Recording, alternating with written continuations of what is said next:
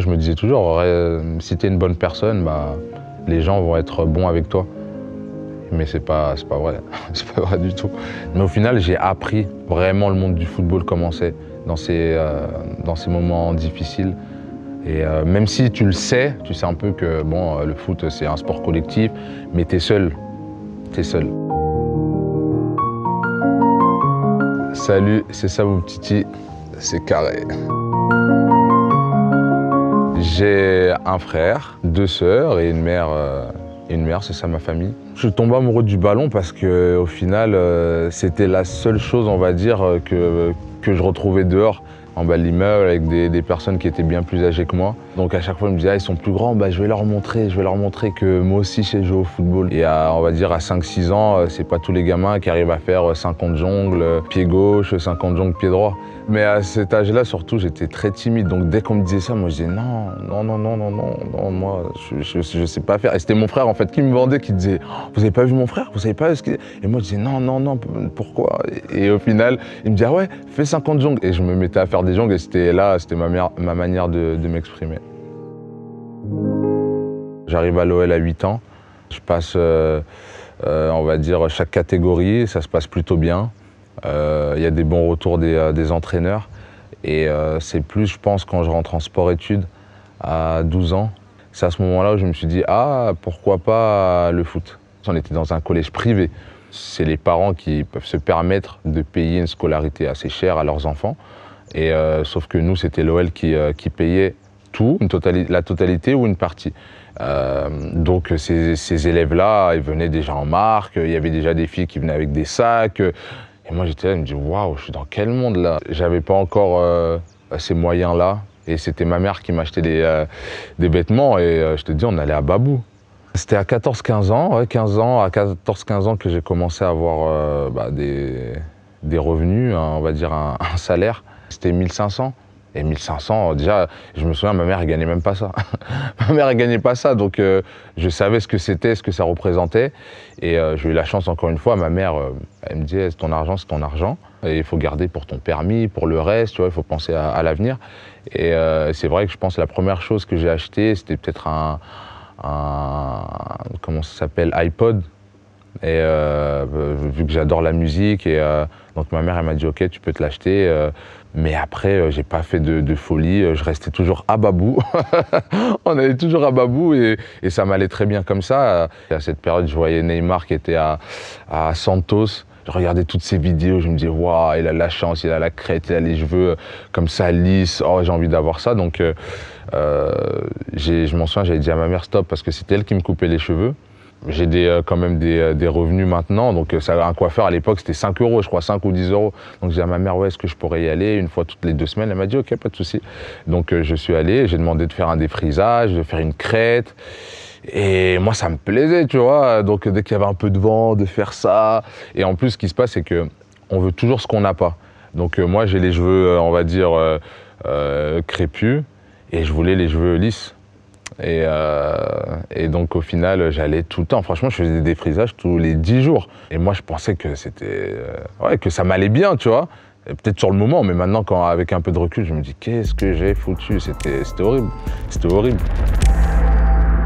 Donc entre 16 et 17 ans, on m'informe que je vais faire la pré-saison avec l'équipe professionnelle. Et donc moi j'étais super timide à l'époque, je pensais même pas au foot, hein. Je me disais mais comment je vais faire? Je vais rentrer dans un vestiaire, je connais personne, oh, j'ai trop l'habitude de mes potes là, de la génération, comment je vais faire? Il y avait des joueurs avec un certain aussi statut, charisme aussi quand tu les voyais. Tu avais des Bafé Gomis, des Jean-Alain Boumsong, waouh, Jean-Alain Boumsong, tu avais même Kallström, quand je suis arrivé, tu avais encore Bodmer qui était là, Jimmy Briand, Chris, même il y avait Lovren qui était là. Ouais, il y avait Hugo Lloris, Lisandro Lopez. Donc moi j'arrive muet. Et quand je suis à table avec tous ces joueurs, je ne parle pas. Si tu veux me parler, alors là c'est mieux, ouais, touche-moi, je regarde que mon plat et je mange. Et je m'en souviens un jour, c'était Bafé qui aimait toujours mettre bien les jeunes joueurs. Et il me dit, Sam, t'as un problème, tu parles pas Et moi, je dis non, non, non, j'écoute. Après, il me dit non, mais il faut parler et tout. Donc, ils se mettent à me poser des questions. Oui, est-ce que tu as une copine? Ça fait combien de temps? Comment ça se passe? Comment t'es? Et il y avait Jean-Alain Boumson qui était en face de moi, qui me regardait. Je me disais, ouais, il faut pas que je déçoive Jean-Alain et tout ça. Et franchement, j'avais trop de respect, Et après, au fur et à mesure du temps, tu fais des entraînements, ils te trouvent bon. Donc, ils t'intègrent beaucoup plus rapidement. Mais ça a mis du temps, franchement. La préparation, j'ai pas beaucoup parlé. Et après, pendant la saison, un peu plus. Mais la préparation, c'était dur parce que déjà, j'avais jamais fait 2 entraînements sur le même jour. Donc tu faisais de la muscu, j'ai jamais fait de muscu. C'est là où j'ai appris et j'ai connu la sieste. Franchement, je me suis remis en question. La première préparation, je me suis dit, est-ce que je suis fait pour être footballeur? Vraiment. En plus, avec Claude Puel, c'était tu cours. Et c'était dur. Tu rentrais du premier entraînement, j'étais comme ça, je dormais, je buvais de l'eau. Et ouais, j'ai appris direct, quoi. J'ai appris direct qu'au final, il fallait se reposer pour être performant. Et franchement, ce côté où j'étais perfectionniste, je pense que je l'ai toujours eu. Mais encore plus avec le foot. Et j'ai eu des coachs, des entraîneurs en préformation qui nous disaient ça, que c'était les détails, qu'il fallait vraiment être professionnel. Et moi, c'est rentré, c'est resté et je l'ai toujours eu. Et c'est vrai que c'était relou parce que j'étais dur avec moi et dur avec les autres. Et ça me dérangeait de voir une personne qui était, qui s'en foutait de perdre à un entraînement.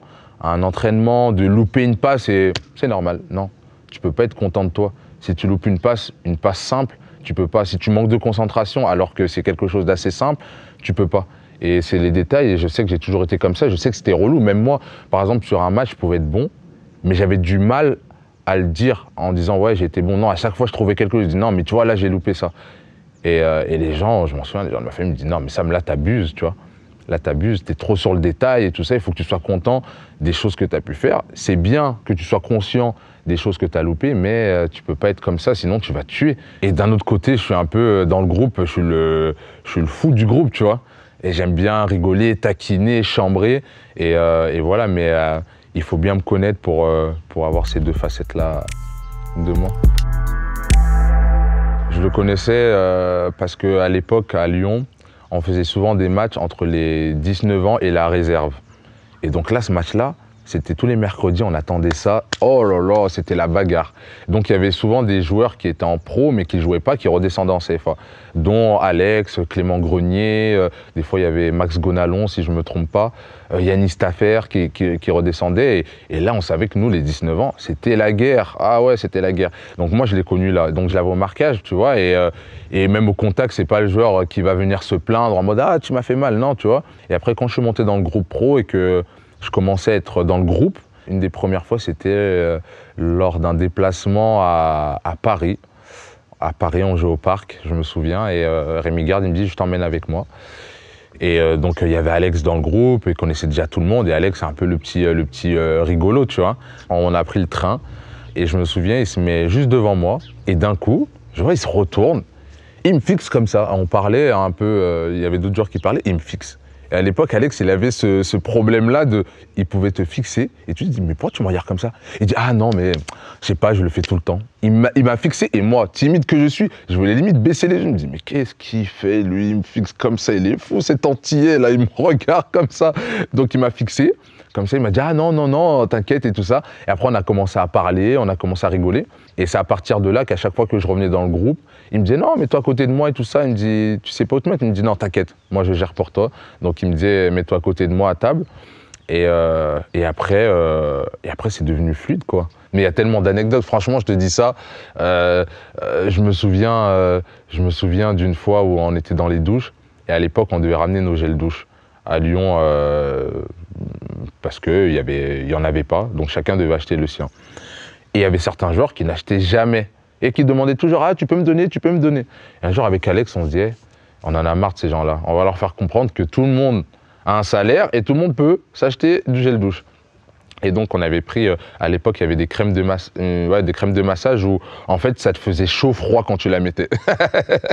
Donc, On a blindé notre gel douche de ça. Et donc, on dit, ouais, tu peux nous passer tout ça. Il y en avait 2 ou 3. Ouais, pas de souci, mais tiens, mon gel douche, avec grand plaisir. Oh là là là là, ils mettent pas, parce qu'on avait bien mélangé avec du gel douche. Donc, ça moussait quand même, tu vois. Donc, tu ne pouvais pas dire, ah, mais non, c'est une crème de massage. Tu sors de la douche, t'as chaud, froid, chaud, froid. Chaud, froid et tout ça. Il dit, mais c'est quoi, qu'est-ce que... Et nous, on était pliés, on était morts. Et après, on leur a dit, ça vous apprendra. Il faut acheter du gel douche. Nous, on en a marre de donner, on en a marre d'acheter pour les autres. Vraiment, quand j'y repense, c'est peut-être les meilleures années, même dans un groupe. On nous appelait le gang des Lyonnais, tu vois.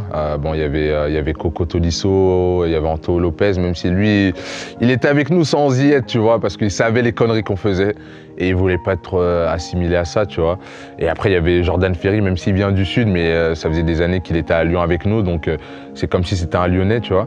Nous, on savait que quand il y avait un nouveau joueur, on l'accueillait tellement bien, il était bien avec nous, il était bien reçu, et voilà, mais c'était les belles époques, et on a été formés ensemble, même si pour certains on avait 1 an, 2 ans, 3 ans de différence, mais la plupart on s'est connus en jeune, et après quand tu arrives en pro avec ces joueurs-là, c'est que du plaisir, Pour arriver en équipe de France, ça n'a pas été facile. Je pense que j'ai enchaîné des bonnes saisons, mais l'équipe elle jouait pas encore en Champions League, ces matchs-là. Et à l'époque, le sélectionneur Didier Deschamps regardait beaucoup ces matchs-là. Ok, la Ligue 1, c'est bien, il y a un certain niveau, mais la Champions, c'est vraiment le top niveau. Et pour aller en équipe de France, pour moi, en tout cas même pour tout le monde, je pense qu'il faut jouer ces matchs-là. Donc c'était dur. Et ma dernière saison à Lyon, c'est vrai que on a eu la chance de jouer la Champions League. Et c'était la première pour moi. Et le début n'a pas été facile pour l'équipe et pour moi aussi. Je fais une très bonne saison en Ligue 1, vraiment une bonne saison. Même quand l'équipe est moins bien, je m'en souviens, moi j'étais bien. Et je sais qu'il y a eu des commentaires du sélectionneur qui disaient, mais oui, il est peut-être bon en Ligue 1, mais est-ce que vous voyez ces matchs en Champions?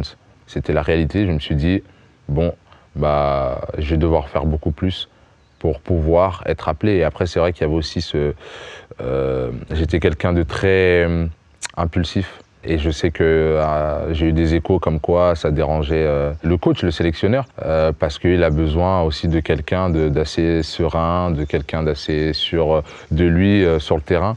Et à une période, j'étais très impulsif, ça soit avec les arbitres, je les rendais fous. Et j'aimais pas l'injustice. Et dans le foot, il y en a beaucoup. Des fois, l'arbitre va prendre une mauvaise décision. Et toi, tu vas dire, ah oui, parce que c'est Paris, donc tu vas te dire c'est de l'injustice. Et moi, ça, je le prenais mal. Donc c'était compliqué, mais j'ai compris. Et j'ai accepté ces choses-là. Et j'ai commencé à travailler là-dessus en me disant, Sam, il faut que tes réactions soient moins faux-folles, tu vois. Il faut que tu sois beaucoup plus calme à certains moments. Et après, au final, je fais une bonne saison quand même. En 2016, il y a l'Euro et le coach donne sa liste. Et je fais partie des réservistes. Des réservistes, donc déjà pour moi, c'est un bon pas, je suis content. Et donc je me retrouve à aller à faire la prépa, le début de prépa avec les joueurs qui sont là, parce qu'il y a des joueurs qui faisaient la finale, des finales, donc il n'y avait pas encore tout le monde. Et ça se passe plutôt bien, je suis assez réservé, je parle pas, je parle pas trop. Et si je me trompe pas, ouais, il y avait Alex. Et au fur et à mesure, il y a des joueurs qui se blessent. Il y a déjà Rafa Varane qui se blesse, donc j'apprends qu'il pourra pas faire, malheureusement, il pourra pas faire l'Euro. Et moi, j'étais dans les réservistes. Donc je me dis, pourquoi pas, il va me dire, je te prends dans la liste des 23. Et il me dit, je me souviens, ce jour-là, il m'appelle, il me dit qu'il va appeler un autre joueur qui n'était même pas dans la liste des réservistes, qui est Adil Rami. Et ce qui se passait, c'est qu'il y avait Eliakim Mangala et Jérémy Mathieu. Donc ça faisait déjà deux gauchers. Et si moi il me prenait, ça faisait un troisième. Et il me disait que lui, il ne se voit pas mettre 2 centraux gauchers pour un match. Donc j'ai dit, ok, pas de souci, ça tient la route ou pas, mais c'est sa raison. J'étais déçu, parce que pour moi, c'était logique que si je suis dans les réservistes, s'il y a un blessé, c'est moi qu'on appelle. C'est la logique. Mais après, il m'a donné ses explications et j'ai dit, bah ok, pas de souci. De toute façon, j'allais faire quoi? Rien. Je pouvais rien faire. Et pour moi, c'était déjà bien d'être là, de pouvoir m'entraîner avec eux, qui regardent, qui me voient jouer avec des joueurs de très haut niveau. Donc c'était très bien. Et donc les jours passent et Jérémy Mathieu est incertain. Donc là, je reçois un appel dans ma chambre. Oui, Sam, le coach aimerait te voir. Donc j'y vais et tout ça. Il me dit, bon, j'aimerais juste savoir comment t'as pris le fait de ne pas être dans la liste des 23 et tout ça, sachant que tu étais réserviste. Et je lui ai dit, bah, franchement, j'étais déçu, c'est normal, mais je vous en veux pas. Je vous en veux pas et j'ai continué à m'entraîner, vous l'avez vu, il n'y a pas de souci pour moi. Il me dit, bah voilà, j'ai bien aimé ta réaction. J'ai bien aimé ta réaction et j'ai bien aimé les entraînements que tu fais. Et donc j'ai décidé de ne pas prendre Jérémy Mathieu par rapport à sa blessure et je te prends avec moi. Et donc là, il me dit ça, il me regarde, il me dit, parce que moi, j'exprime rarement devant une personne comme ça que je suis content, tu vois. Et il me dit, t'es pas content? Et je dis, si, je suis content, mais il me connaissait pas encore assez. Il connaissait pas le personnage. Donc je dis, si, je suis content, merci. Et donc voilà, donc là débute, on va dire, cette aventure avec les Bleus, avec cet Euro 2016. Je pense que cette compétition a été, pour moi, c'était exceptionnel parce que j'arrive dans un groupe où il y a des anciens, il y a Patevra, il y avait Bakary Sagna, Steve, et je me fais tout petit, et je travaille, et je fais les entraînements, je suis dur, je veux montrer que je suis là. Et je me souviens, Patevra, bien sûr que lui, s'il joue en Angleterre, il connaît que les joueurs qui sont en Angleterre ou qui sont dans les top clubs. Donc moi, il ne me connaissait pas. Il ne me connaissait pas du tout. Et on fait les entraînements. Et un jour, on finit un entraînement, on est dans les vestiaires et Pat, il dit, ah, j'ai bien aimé l'entraînement. Il dit, et j'ai bien aimé Sam. Oh, ça me touchait, je me dis, waouh, Patevra, il dit ça, il a bien aimé, il aime bien mes qualités, il disait ça devant tout le monde. Et moi, j'étais là, comme si je n'ai pas entendu. Et il dit, ah, tu réponds pas? Et je dis, ah si, merci, et tout ça, Pat, c'est gentil. Mais j'étais gêné, j'étais super gêné. Qui dit ça, il dit, ouais, j'aime bien ce que tu fais et tout, continue comme ça. Et après, c'est parti de là aussi, Big Sam. Et c'est vrai que je m'entraînais bien, j'étais content de moi. Et le coach, il vient me voir, il me dit, Sam, c'est toi qui vas jouer face à l'Islande, ton premier match en bleu. C'est Adil, après, il était sanctionné parce qu'il avait pris 2 cartons jaunes. Donc il était suspendu pour le match suivant. Et moi, je ne m'attendais pas du tout parce que déjà il y avait Eliakim Mangala devant moi. Je me suis dit, bah, ça va être lui qui va jouer. Et après, moi je ne suis jamais stressé. Vraiment, j'ai pas ce stress-là en moi. Et au final, j'étais content, j'étais trop heureux. Je me disais, oh, vivement que ça arrive. Mais mes proches, oh là là, stress, euro. Et moi, je ne me rendais pas compte vraiment de ce que je faisais. Tu vois, et heureux, j'ai dit non, mais moi je suis tranquille, ça va bien se passer, tout ça. Et c'est vrai que le premier match avec la Marseillaise, émotion, waouh, c'était incroyable. Et ça se passe bien, on gagne, je fais un match assez propre. Je fais pas des choses folles, mais voilà, je reste simple.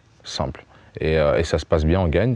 Et après le coach, c'était à Marseille. Veille de match, on a mangé. Après le repas, il me dit, on partait comme ça dans les chambres, il me prend comme ça, il me dit, tu joueras face à l'Allemagne. Il me dit ça comme ça, je me dis, oh, il y a une manière de dire les choses quand même.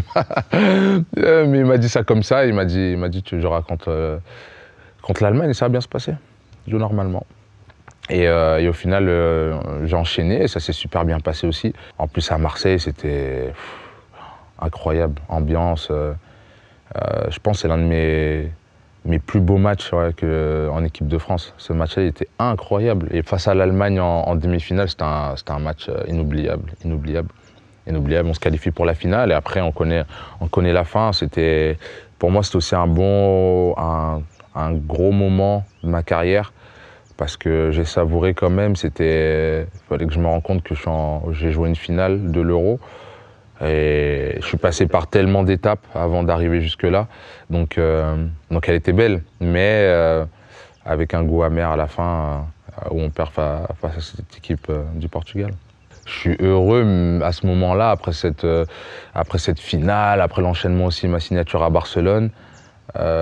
C'est un rêve, vraiment un rêve. Je me dis, oh, je rêve. Franchement, essayer de me pincer pour voir si je suis dans la vraie vie, là, parce que c'est des choses que j'ai pu rêver quand j'étais gamin, de vivre ces moments-là.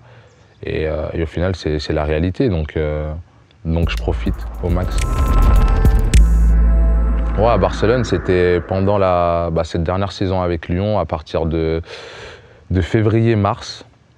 Février-mars, j'ai des contacts avec eux qui me disent qu'ils me suivent, ils aiment bien mon profil, ça fait des années qu'ils regardent et que là, ils sont partis sur on va dire, un espèce de projet de renforcer l'équipe avec des jeunes. Et waouh!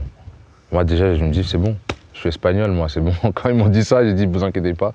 Et après, ils m'ont dit, je me souviens, ils mettaient pas la pression, ils me disaient, Sam, là, il reste 10 matchs de championnat. Je me souviens, il m'a dit ça, il m'a dit, on regarde tous les matchs, le coach aussi, donc là, il faut que tu sois bon. Il m'a dit ça. Et je sais que j'ai fait une très bonne fin de saison. Très bonne fin de saison. Et après, il me disait, mais comment ça se fait que tu n'es pas appelé en équipe de France? Je lui dis, bah, il y a des joueurs. Et même, en plus, il y avait un joueur de Barcelone, Jérémy Mathieu. Il me dit, mais comment ça se fait? Tu devrais t'appeler. Je lui dis, ah, je sais pas, je vais être peut-être réserviste. Donc, je suis réserviste. Ils sont contents. Je suis pris dans les 23. Ils sont contents. Et voilà, donc à partir de, je crois que c'était les quarts. Non, après mon match, je crois, j'ai su que, ou 2 jours après, j'ai su que Lyon avait trouvé un accord avec Barcelone et que c'était fait. Donc là, je jouais, c'était tranquille. Et je remercie encore, franchement, le président Las parce qu'il savait que c'était mon club, ouais, le club de mes rêves, que j'ai toujours voulu jouer là-bas. Et 25 millions, il aurait pu avoir beaucoup plus.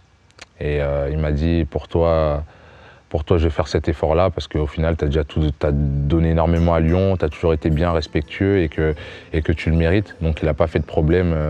Et Barcelone aussi, ils étaient contents d'acheter un joueur à 25 millions, ça leur allait très bien. Et au final, quand j'arrive, vu que j'arrive un peu après et qu'eux, ils sont partis en tournée, en pré-saison, j'étais seul, donc c'était nickel au début.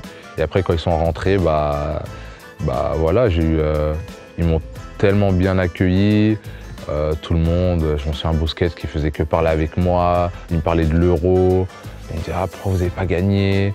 Et au final, je me suis senti à l'aise tout de suite. Et c'était bien. Et après, ce qui s'est passé aussi, c'est que j'étais pas le seul Français. J'étais pas le seul Français. Il y a aussi Lucas Digne qui nous a rejoints, donc c'était beaucoup plus facile pour moi. Mais c'est vrai qu'ils ont vu tout de suite que j'étais quelqu'un de respectueux, que moi j'aimais travailler, que j'étais professionnel, et ça s'est très bien passé dès le départ. Mais ce qu'il faut savoir, c'est qu'avant, je regardais tous les matchs de Barcelone, j'ai regardé pas mal de vidéos sur le positionnement des centraux, comment le Barcelone jouait. Et quand j'arrive, tous les jours après les entraînements, avec Luis Enrique, il me faisait une séance vidéo. Et il m'expliquait, c'est comme ça que tu dois être, le positionnement quand on a le ballon, quand on n'a pas le ballon, c'est comme ça, quand le gardien a le ballon, tu dois être là, là, là. Il me dit, ici à Barcelone, on doit jouer les yeux fermés. Quand tu reçois le ballon, tu sais que tel joueur est positionné là, tel joueur est positionné là, et qu'au final, tu joues sans même penser, sans réfléchir, donc tu gagnes du temps. Tu gagnes du temps, ça va vite, le positionnement et tout. Et c'était fluide, c'était fluide. En plus, je jouais, je suis arrivé, j'avais un milieu devant moi qui s'appelle Andrés Iniesta. C'était merveilleux. Je pouvais lui mettre les passes les plus claquées au monde. Il me disait, mets-moi des passes bien fortes. Et moi, j'adore ça. Il me dit, mets-moi des passes bien fortes parce que lui, il driblait pas forcément, mais sur le contrôle, il éliminait. Donc il me disait, mets-moi des passes bien fortes et ça me va très bien. Donc je jouais à ses côtés, c'était magnifique avec Jordi Alba à côté. C'était incroyable. Je joue avec Gérard Piqué en défense, un mec particulier, mais adorable. Il a des qualités incroyables aussi parce que, faut dire la vérité, c'est pas un joueur qui travaille en salle, qui physiquement ça va être une armoire, mais il est grand déjà. Mais sur le positionnement, l'intelligence de jeu, j'ai beaucoup appris avec lui. J'ai beaucoup appris et même en dehors, à vivre et tout ça, c'est comme si c'était un gamin. Il est bien plus âgé que moi, mais j'avais l'impression qu'il était plus jeune que moi. Donc c'était top, je me suis senti tellement à l'aise avec lui en défense centrale. Avec Léo Messi, ça se passe très bien. Beaucoup de respect. j'ai tout de suite vu que c'était le meilleur joueur au monde. Que ce qu'il faisait, il n'y a personne d'autre qui peut le faire. Vraiment personne. Aux entraînements, je me disais, mais comment dès qu'il était dans une équipe, l'équipe a gagné. Il avait ce truc, c'était techniquement déjà, mais même il donne ce plus quand tu es sur le terrain. C'est incroyable, je ne saurais même pas le décrire. Et c'était top, vraiment une bonne relation avec tout le monde. À cette période-là, je me projette, je me dis, waouh, je pourrais faire toute ma carrière dans ce club. Toute ma carrière dans ce club. Ouais. À Barcelone, ils pensaient que j'étais le père d'Ousmane à cette période-là. Non, Sam, il faut que tu le gères, limite, il faut que j'aille le récupérer, alors qu'il a une voiture, il est grand, majeur et vacciné, mais c'était moi. Quand il était en retard, c'était limite « Sam, oh !» et voilà, mais c'était tellement marrant parce que Ousmane, il est tellement gentil, tellement un bon fond que des fois, il fait des choses sans s'en rendre compte. Il ne se rendait pas compte qu'il fallait regarder avant. Parce qu'en plus, il y avait un tableau, c'était marqué « Demain, rendez-vous à telle heure, l'entraînement à telle heure ». Et des fois, on s'entraînait le matin et lui pensait que c'était l'après-midi. Ah ouais, c'était drôle. Et tu le voyais arriver. En plus, moi, ce qui me tue chez Ousmane, c'est qu'il arrivait énervé. En fait, c'est une façon de dire « Ah, je suis pas content d'être en retard ». Mais en fait, limite, c'était notre faute. Genre, on le voyait énervé. Et les gens, ils me disaient « Mais Sam, il arrive en retard. Mais comment il peut être énervé contre nous ?» Donc ça, c'était la meilleure. Franchement, il arrivait énervé, tout ça, comme ça et tout. Et je dis, mais Ousmane, c'est toi qui arrives en retard, c'est pas à nous et tout ça. Donc c'était tellement marrant.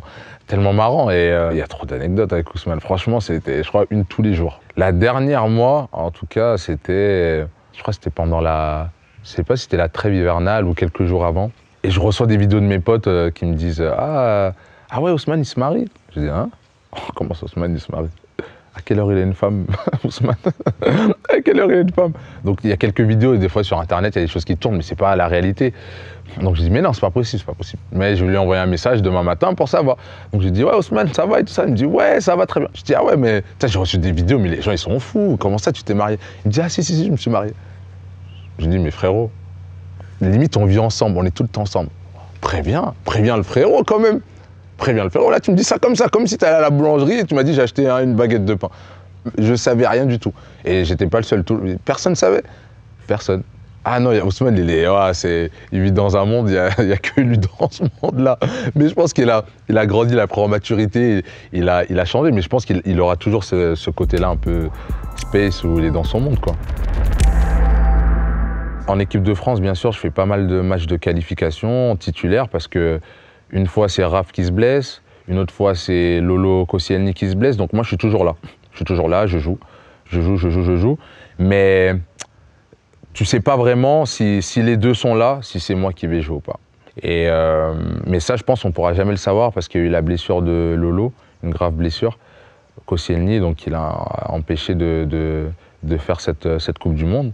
Et donc moi, logiquement, on va dire, soit je prends sa place. Je prends sa place en tant que titulaire. Et bien sûr, parce que j'ai montré que j'étais capable de jouer, d'être performant à cette position. C'est vrai que c'est jamais ça le football parce que des fois, il y a des gens qui jouent plus, des gens qui jouent moins. Il y a de la concurrence, donc il y a des joueurs qui ne sont pas forcément contents, certaines personnes qui ne vont pas aimer le caractère de l'autre. Mais là, c'est, je pense, la première fois que je vivais ça, c'est que tout le monde s'appréciait. Mais vraiment, tout le monde s'appréciait. Et il y avait des joueurs qui étaient plus âgés que d'autres. Il y avait des jeunes joueurs. Mais ce mélange-là, il a matché, quoi. C'était fluide. Tout le monde parlait avec tout le monde rigolait avec tout le monde. On faisait tout ensemble. Et il n'y avait pas d'ego. Même on faisait des réunions entre nous. Tout le monde était là, tout le monde donnait son avis. C'était pas parce que toi, tu es jeune que tu peux pas parler. Et c'était fluide. Et ça se voyait. En tout cas, nous, on voyait que ça pouvait que bien se passer. Parce que si tu as un groupe comme ça, quoi qu'il se passe, il va rester comme ça. Et c'est la vérité. C'était assez simple de faire comprendre aux joueurs, à tout le monde, que pour gagner cette Coupe du Monde, il fallait faire des efforts. Et faire des efforts, c'était offensivement que tout le monde attaque, mais défensivement surtout. Je pense que c'était la meilleure équipe défensive qui allait gagner. Parce que maintenant, le foot, il y a beaucoup d'intensité, il y a beaucoup de duels. On savait qu'offensivement, on avait des joueurs devant qui allaient à 10 000, donc on allait avoir des occasions. Mais si nous, on défendait bien et on avait besoin de tout le monde, ça allait passer. Mais ça a été des discussions, mais honnêtement, on n'en a pas eu 100 000. Hein. C'est le premier match, on essayait un peu de jouer 4-3-3, un peu tiki-taka. Non, ça marche pas, ça marche pas. Donc on a dit, c'est le charbon. C'est le charbon et tout le monde a adhéré facilement à ce projet de jeu-là. Tout le monde a adhéré et ça a marché. Cette demi-finale de Coupe du Monde, ouais, elle est exceptionnelle. On prépare bien le match dès qu'on voit qu'on tombe face à la Belgique. Honnêtement, on était contents parce qu'au final, on savait ce qu'on devait faire. C'était de bien défendre. On allait avoir des occasions, 1, 2, 3, on allait en mettre une au fond. Et on savait que eux, leur style de jeu, c'est allez, on joue à gauche, à droite. Mais nous, on savait on allait courir. Et vraiment ça, on était prêts. Et c'est pour ça que, franchement, c'était peut-être la meilleure équipe sur laquelle on pouvait tomber. Donc voilà, c'est exactement ce qui s'est passé. Ils ont joué, mais au final, ils nous ont pas vraiment fait mal. Et voilà, donc on prépare bien ce match. Même avant le match, on sent que tout le monde est détendu.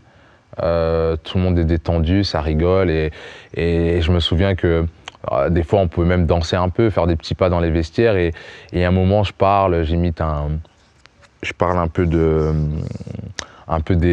la démarche, on va dire, soit des mannequins, soit des femmes en général.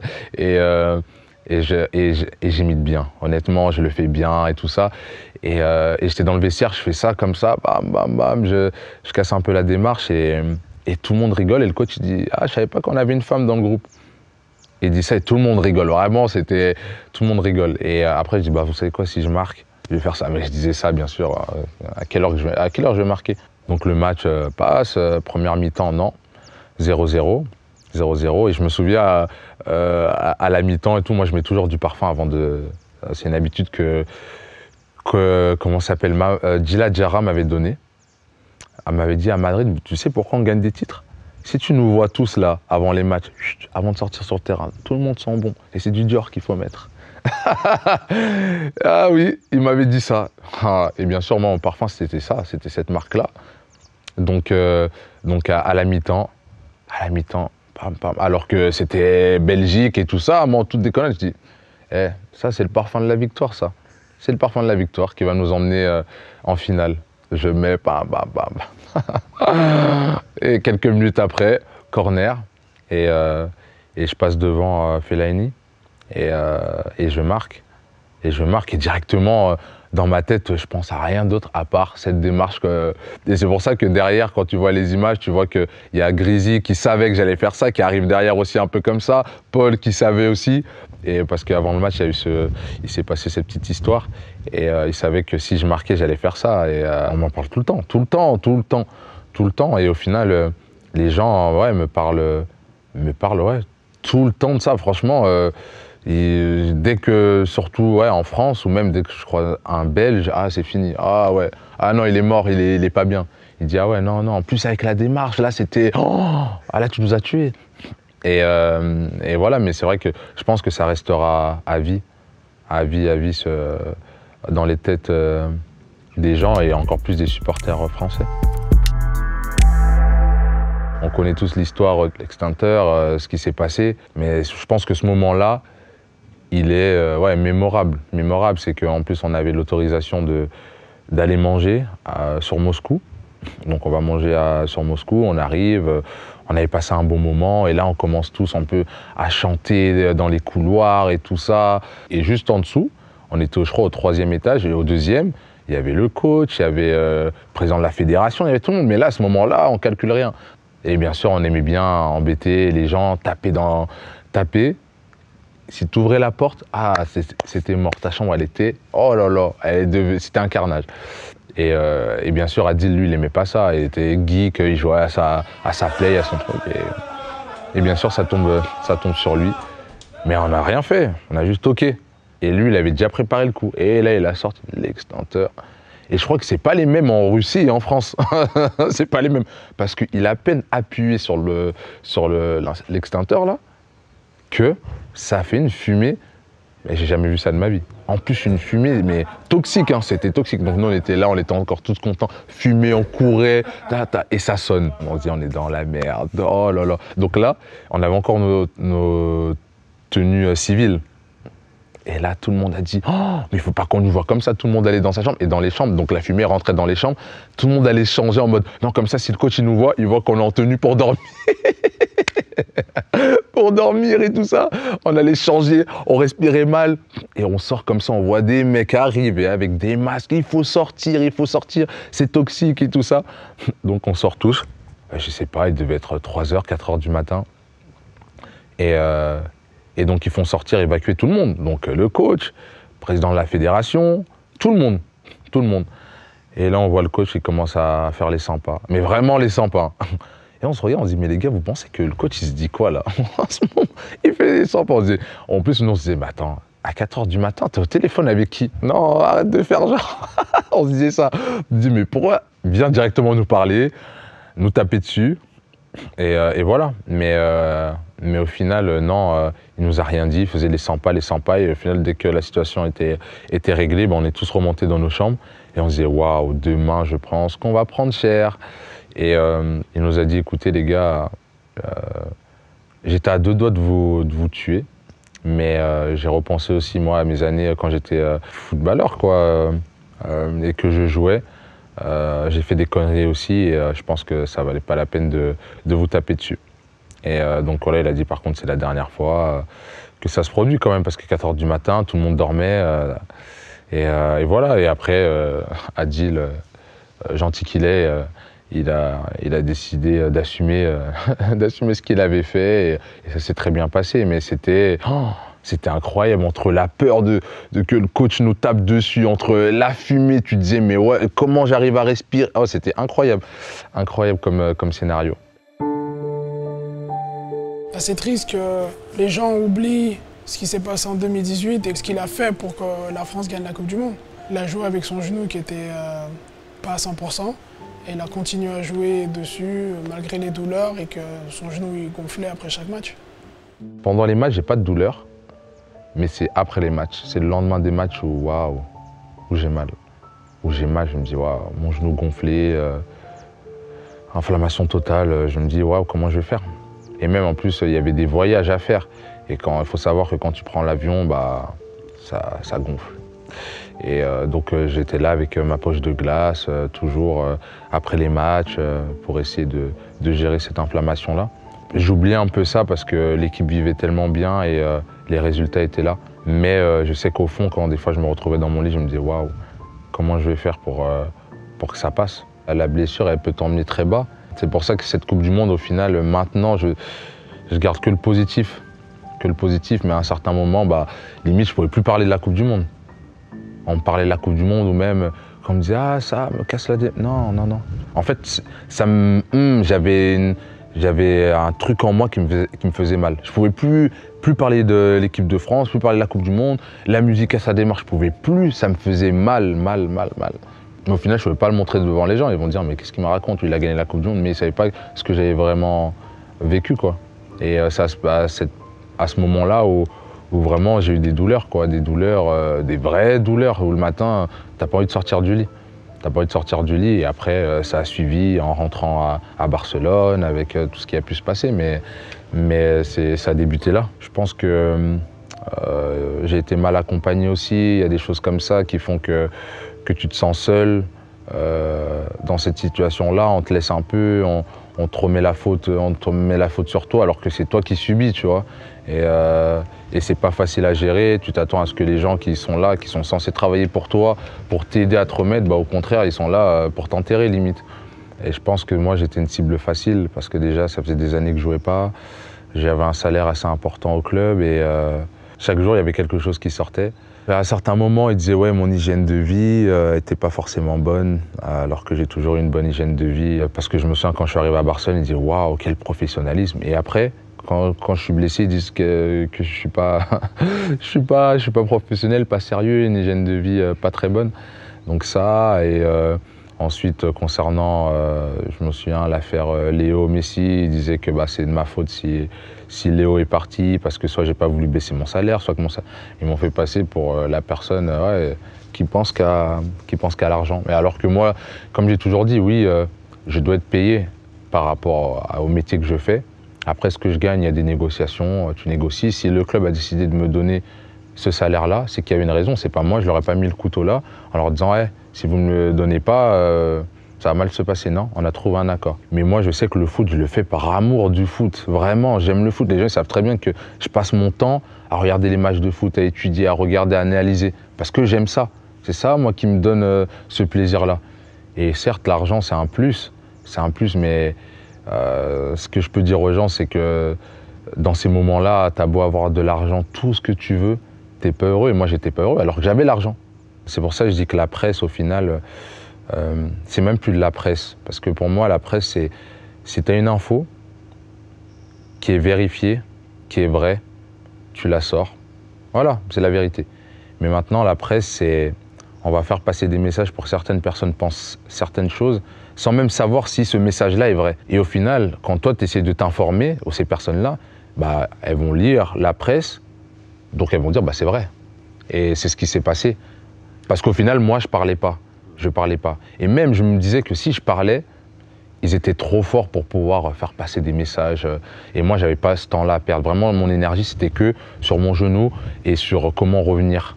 J'ai eu des moments où je pleurais, où je me demandais comment ça se fait. Alors que je suis pas comme ça, moi. Encore que tu dis quelque chose de vrai sur moi, je me dis, bah, ils ont découvert que j'étais comme ça, ok, pas de souci. Mais sachant que je faisais des efforts en plus, j'étais prêt à tout, mais vraiment à tout, hein, pour revenir. Et c'est vrai que j'ai eu des moments de pleurs où j'étais pas bien, alors que j'ai aucun problème pour dormir. Moi, je m'endors en 2 minutes, mais là, je passais des nuits quasiment blanches des fois, à pas dormir, à réfléchir pourquoi. Je me disais, qu'est-ce que j'ai fait au bon Dieu pour qu'il m'arrive tout ça. Moi, le foot, comment je le voyais, c'était venir à m'entraîner tous les matins ou après-midi, faire des matchs, gagner, perdre, parce que tu ne veux pas tout le temps gagner. Et voilà, se remettre en question, essayer de faire plus à chaque fois. Mais le reste, pour moi, c'était pas du foot. C'était pas le foot. Et je me rends compte que le foot, c'est bien plus que taper dans un ballon. Tu dois gérer tellement de choses. Émotionnellement, tu dois être fort. Dans la tête, tu dois être fort. Parce que déjà, tu as la concurrence. Savoir vivre ça, c'est pas facile. De jouer, d'enchaîner, de devoir être performant tout le temps, c'est pas facile. De ne pas jouer, d'être sur le banc, c'est encore plus dur. Et quand tu es sur le banc, tu peux pas forcément le montrer et tu dois faire encore plus pour montrer à l'entraîneur que tu mérites de jouer. Donc au quotidien, c'est ça. Au quotidien, c'est ça. Et après, les à côté, tu vois, tout ce qui est la presse. À certains moments, oui, tu as certains journalistes qui te disent « Oui, tu peux me donner telle info, tu sais, nous, on est proches. » Non, avec moi, c'est pas comme ça. Toi, tu fais ton taf. Moi, mon taf, c'est d'être footballeur. Tout simplement, de taper dans un ballon, de m'entraîner, d'être bon. Et au final, tu te rends compte que les gens, ils sont prêts à tout pour avoir des informations. Ils sont prêts à tout pour sortir des conneries. Et je me suis dit, mais ouais, dans quelle vie? C'est quelle vie, ça? Et après, je te dis que c'est dans le monde du foot, mais hors foot aussi, quand tu regardes la vie, en général, on vit dans un monde de fous. On vit dans un monde de fous où les gens sont prêts à tout pour avoir certaines choses. Maintenant, je te dis, tout le monde s'invente un peu une vie. Personne n'est vraiment naturel. On veut tous se faire passer pour une personne qu'on n'est pas. Et les personnes vraies, naturelles, c'est dur de les trouver de nos jours. Mais au final, j'ai appris vraiment le monde du football, comment c'est dans ces moments difficiles. Et même si tu sais un peu que bon, le foot, c'est un sport collectif, mais tu es seul. Après, vraiment, je vivais pas dans le monde des bisounours, tu vois, parce que je sais que la vie, c'est dur, les gens sont pas forcément gentils avec toi. Mais moi, je me disais toujours, si tu es une bonne personne, bah, les gens vont être bons avec toi. Mais c'est pas vrai, c'est pas vrai du tout. Si t'es une bonne personne et si t'es trop gentil, bah, les gens te mangent et sont méchants avec toi et en plus essayent de te faire passer pour la mauvaise personne, tu vois. Mais j'ai appris et c'est comme ça, je pense, c'est l'apprentissage. C'est pour ça qu'au final, ce moment-là de ma carrière, maintenant avec du recul, je sais que ça m'a tellement apporté et je sais que je suis plus fort que jamais, tu vois. Tu te reconstruis et tu te trouves. Et je sais que maintenant j'ai des barrières, j'ai un portail devant moi, il n'y a personne qui peut, un mur même, tu vois, peut réussir à me faire mal, tu vois. La période où tout se passait bien, il y avait énormément de clubs qui étaient sur moi, des top clubs qui me voulaient, qui étaient prêts à m'avoir à tout prix. Même je me souviens de Chelsea avant Barcelone qui était prêt à faire une offre pour moi. Et même avant de prolonger à Barcelone, je sais que United, City, ils étaient prêts aussi, tu vois. Et après, tu passes de ça avant que j'arrive à Lecce, c'est compliqué. J'avais des discussions avec Rennes et Bruno Genesio. Tout s'est très bien passé avec lui. Il était vraiment déterminé à me faire venir et apporter toute mon expérience. Il me disait qu'ils allaient recruter des joueurs d'expérience, style Steve, Mandanda, et que moi, ça pourrait être que du positif. Et qu'il allait me remettre sur pied pour aider l'équipe. Et c'est vrai que ça n'a pas fonctionné. Dans le club, il y avait certaines personnes qui n'avaient pas cette confiance-là. Après, il y a tellement de choses qui sont sorties, comme quoi j'ai fait une visite médicale et que la visite médicale, elle a montré que j'étais pas apte, alors que je ne me suis jamais déplacé en Bretagne. Je ne me suis jamais déplacé là-bas, je suis resté à Barcelone et c'est juste que les discussions n'ont pas mené à un accord, tout simplement. Pendant toute la période de la transfert, mercato, on avait des discussions avec certains clubs qui venaient, après qui se rétractaient pour X ou Y raison. Et au final, à la fin, on parle de Lecce, qu'ils viennent d'être promus, première division. Et je me dis, pourquoi pas écouter ce qu'ils ont à me dire. Et ils m'ont parlé du projet et qu'ils comptaient sur moi et qu'ils avaient confiance et qu'ils voulaient me remettre en jambes et qu'à Lecce, c'était un endroit fait pour moi. Fait pour moi. Après, ils savaient un peu ce que j'avais vécu. Et moi, je leur ai dit, voilà, j'ai besoin de paix, parce que ce qui s'était passé avec les supporters à Barcelone, ça m'a vraiment atteint. Me faire siffler, ça m'est jamais arrivé, à part par l'équipe adverse peut-être, mais par les supporters de ton équipe, te faire siffler, ça fait mal. Et j'ai dit, je veux plus vivre ça, et j'ai envie que les personnes qui me veulent, même comme je suis, apprennent à me connaître. Et le message est bien passé, parce que quand je suis arrivé, j'ai senti de l'amour, ils m'ont donné tellement. Ils m'ont donné tellement et c'est vrai que ça m'a touché à mon arrivée. Et quand j'arrive, ils se rendent compte aussi que physiquement, je ne suis pas prêt. Et surtout qu'en Italie, eux, ils venaient de sortir d'une prépa incroyable. Et moi, ils voyaient que j'étais pas prêt. Oh, le premier entraînement, je me suis dit, là, ici, je touchais, je me dis, mais je vais mourir. Je vais mourir. Et au final, ils m'ont fait un programme pendant 3 semaines, je m'en souviens. Avec les entraînements avec le groupe, je faisais un peu plus.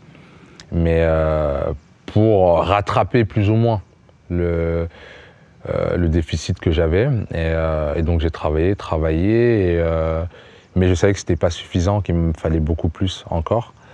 Et ils ont toujours été là avec moi. C'est pour ça que je pense que je leur dois énormément, parce qu'ils ont pris le temps de savoir et de me laisser aussi travailler. De me laisser travailler pour revenir à un bon niveau. Et c'était ça l'objectif, c'était retrouver des sensations, pouvoir enchaîner. Et je pense que ça allait crescendo, parce que quand j'arrive, je vois mon premier match face à Rome, où je suis content de moi, parce que ça faisait tellement d'années que je n'avais pas joué. Et même si c'était dur, parce qu'à la 70e, je commençais à avoir les jambes lourdes, mais j'ai dit, je ne vais pas lâcher. Et en plus, on a joué à 10 pendant au moins 60 minutes, ça m'a pas aidé. Mais j'ai dit, je ne vais pas lâcher, parce que c'est que dans la tête, il faut que je fasse 90 minutes. Et j'ai fait mes 90 minutes, c'était dur à la fin, mais j'étais satisfait de moi. Mais ça ne voulait pas dire que Big Sam était de retour, non, non. C'est juste que c'est la première étape. Et après, il m'a laissé au repos pendant 2 matchs, après j'ai rejoué, après j'ai fait quelques rentrées, mais c'était progressif. Jusqu'à arriver à décembre. Et décembre, je savais qu'on allait faire une préparation pendant la Coupe du Monde, pendant tout ce mois, et on a bien travaillé. Et moi, j'avais dit à mes proches, écoutez, à partir de janvier, là, Sam, il est de retour. Et eux, certains, ils avaient beaucoup ils disaient, non, mais Sam, t'inquiète, t'es pas obligé de nous dire ça. Je dis, non, mais moi, je sais, je sens. Je sais comment j'ai travaillé, ça faisait des années que j'avais pas travaillé comme ça physiquement. Et j'avais besoin de ça. Je sentais, je courais à gauche, à droite, j'étais pas fatigué, je pouvais répéter les efforts. Donc c'est ce qui s'est passé, je pense, à partir de ce match-là, le premier match en janvier qu'on a fait à la reprise face à la Lazio, je pense que j'ai fait comprendre aux gens que j'étais de retour. J'étais de retour. Je savoure encore plus maintenant chaque match, chaque victoire ou même chaque belle performance de ma part. Je sais que si je suis à 100%, je peux aller beaucoup plus haut comme je l'ai fait à Barcelone. Donc l'objectif c'est vraiment retrouver ces matchs-là aussi, ces matchs de très très haut niveau. J'ai plus 20 ans pour arriver et dire bon là peut-être non, le projet moi c'est important, mais se sentir aimé, wow, c'est encore plus important à mes yeux. Donc vraiment j'ai envie d'être dans un endroit où les gens m'apprécient à ma juste valeur, me respectent et m'aiment tout simplement. C'est vrai qu'après ma carrière, j'ai pour but de passer les diplômes, on va dire, d'entraîneur. J'aimerais vraiment entraîner et je pense que c'est une suite assez logique pour moi. Et en tant que passionné, j'ai envie de rendre ça aussi aux joueurs que j'espère que j'entraînerai plus tard.